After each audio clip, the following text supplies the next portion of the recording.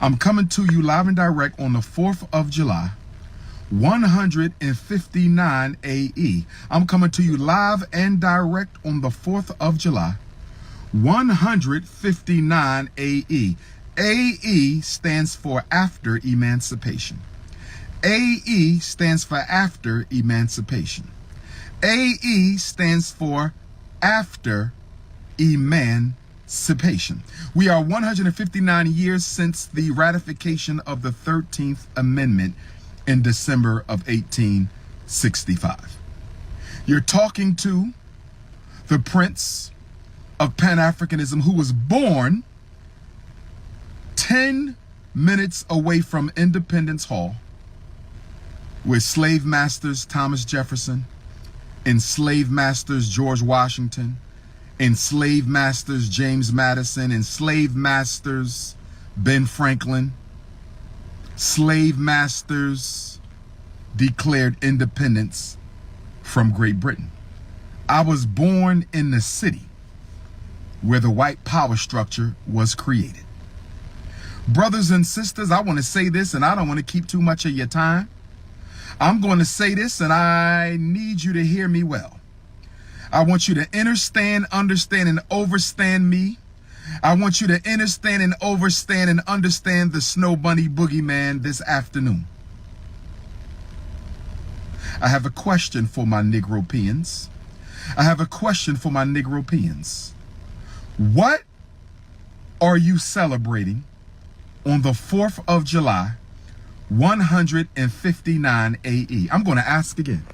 I need some answers from the Negropeans today. What are you celebrating on July the 4th, 159 after emancipation? What are you celebrating? Somebody answer this question for me. The Snow Bunny Boogeyman needs to know, what are you celebrating on July 4th, 159 years after emancipation? See, let me say this to you.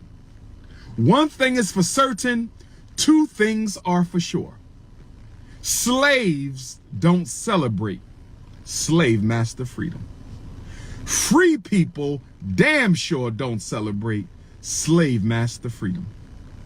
Do you realize on July the 4th of 1776, our ancestors were still enslaved by these United States? They were still milling rum. They were still caning sugar. They were still searching for indigo.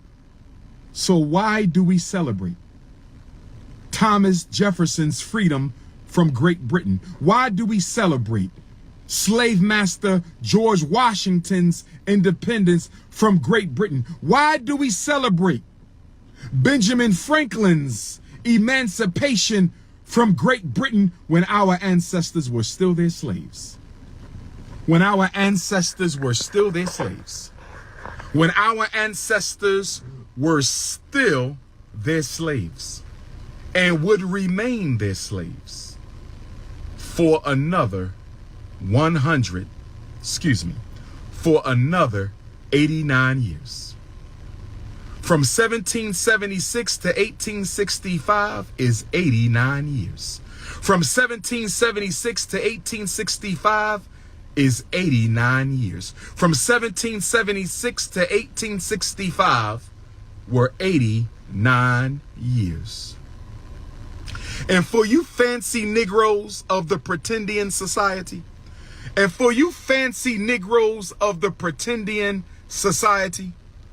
who may have had an ancestor who was a part of the revolutionary Maroon Village, let us not be mistaken. They too were subject to white supremacy. They too had to battle white supremacy. They too were under treaty with the United States government. So don't get it twisted. Don't get it twisted. Pretendians and Negropeans were all victims of the American power structure. Pretendians and Negropeans were all victims of the American power structure. Pretendians and Negropeans were all victims of the American power structure. To celebrate your slave master's freedom while you were still his slave is to validate the enslavement of African people. To celebrate the slave master's freedom while you were still his slave is to validate the enslavement of African people. Stop making excuses. I'm only celebrating being with my family. Well, it's 365 days a year. Why did you choose this day? There's no such thing as an emancipated people until you emancipate yourself from the worship of your slave master's holidays. I said there is no such thing as emancipation for a people until you emancipate yourself from the celebration of your slave master's holidays. I don't care what cookout you at. I don't care what swim party you at. I know you got the macaroni and cheese.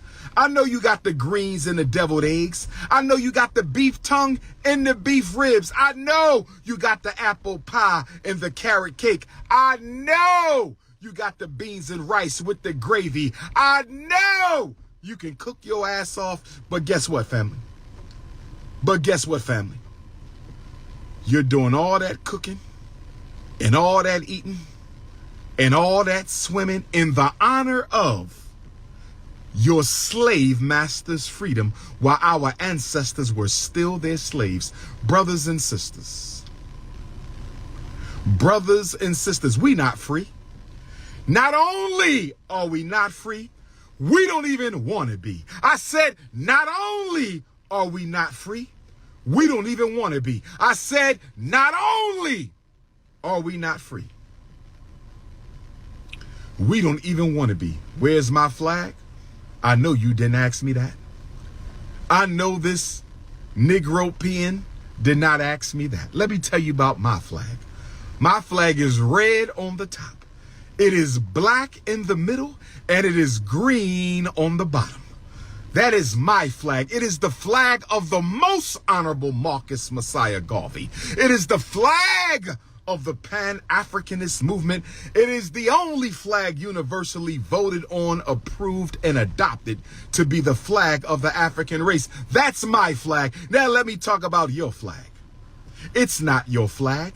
Because when your flag was created, you were still property of the U.S. government. How can it be your flag when you were not even considered a person? How can it be your flag when you were not even free? How can it be your flag when you were not even a citizen? How can it be your flag you were not even a human being? How can it be your flag when you had no rights?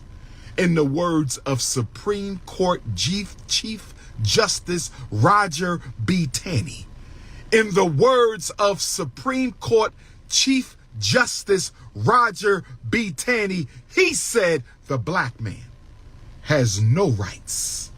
The black man has no rights that the white man is bound to respect. And you call that your flag? You need your melanin snatched, you Negro peon. Somebody snatch that Negro peon's melanin for me. Somebody please snatch that Negro peon's melanin. He called the American flag his flag when he had no rights to own it. He had no rights to hold it. He had no rights to possess it. How can you call the American flag yours when you were not even a person? You were not even recognized as a human being. You were property. You were merchandise. You were a thing. I'll tell you what red, white, and blue stands for. Red stands for the blood of our ancestors that was shed building this country. I said red stands for the blood of our ancestors who were beat, brutalized, maimed, dehumanized, forced to work for free until death. For 246 years, the blood of our ancestors, that's the red. That's the red. The white is the flesh of your owner, your slave master, your dominator, your exploiter, your dehumanizer. That's the white of your flag for my proud Negroes.